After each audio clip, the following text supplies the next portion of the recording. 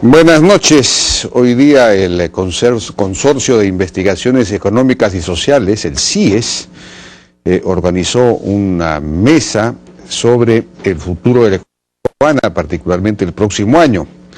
Y ahí quien hizo la presentación fue Elmer Cuba de Macroconsult, y él pronosticó que la economía del Perú crecerá el próximo año 6.9%, es decir, 7%, más incluso de lo que ha crecido este año. Seguiremos siendo el país que más crece en América Latina, y presentó un cuadro que señalaba que el Perú era el país que más había crecido en América Latina en los últimos 11 años, y además con la inflación más baja. Hubo otros dos panelistas que fueron incluso más optimistas que Elmer Cuba, señalando que pensaban que la economía del próximo año iba a crecer aún más de 7%. Y el problema no está entonces en el corto plazo, sino eventualmente podría presentarse en el mediano plazo, en la medida en que el tipo de cambio se siga apreciando, lo que podría afectar las exportaciones no tradicionales sobre todo, y en la medida en que no mejoremos la educación pública y no hagamos las reformas necesarias en el Estado. Y hablando de educación pública, se aprobó anoche la ley de carrera pública magisterial, la ley de reforma de la carrera pública magisterial, y sobre eso vamos a estar más adelante con Daniel Mora y Julio Rosas, miembros de la comisión del Congreso encargada del tema.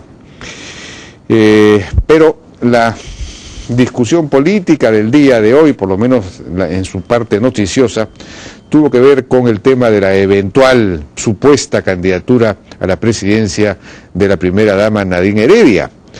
Y como sabemos al respecto, el flamante presidente del Jurado Nacional de Elecciones, Francisco Tábara, había declarado el día de ayer que la Constitución no prohíbe la participación de ningún familiar del presidente de la República en las elecciones.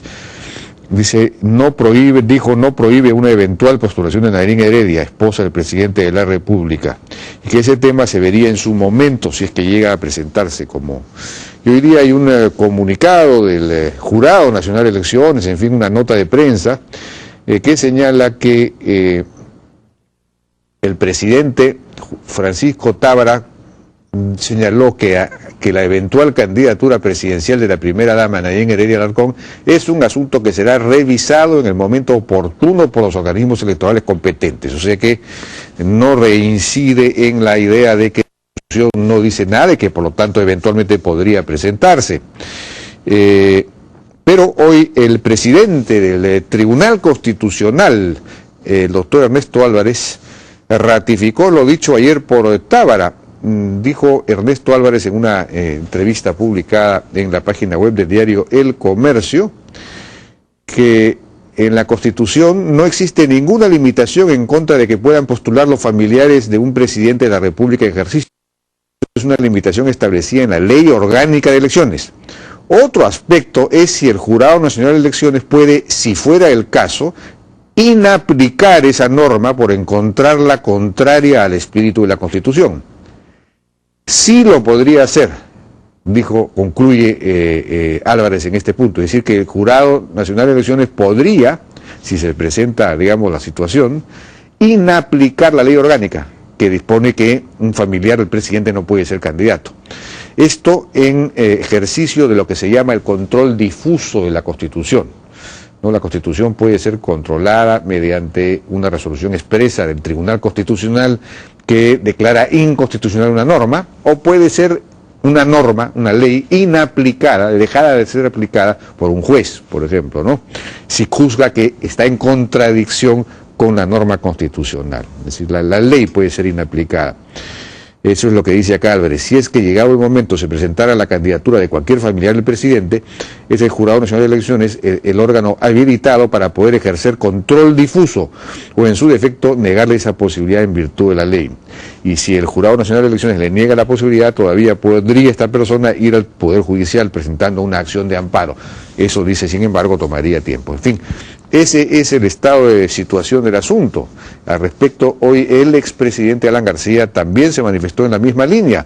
Dijo que el tribunal, que en la Constitución no hay nada que impida la participación de un familiar del presidente como candidato y que por lo tanto la ley no podría prohibir o no sería constitucional esa ley. Sin embargo, Mauricio Mulder, del mismo partido del presidente Alan García, opinó lo contrario. Y eso fue lo que dijo. Francamente lamentable, ¿no? El presidente del Jurado Nacional de Elecciones, ¿cómo puede emitir una opinión particular sobre un tema que puede llegarle a su despacho? Primero.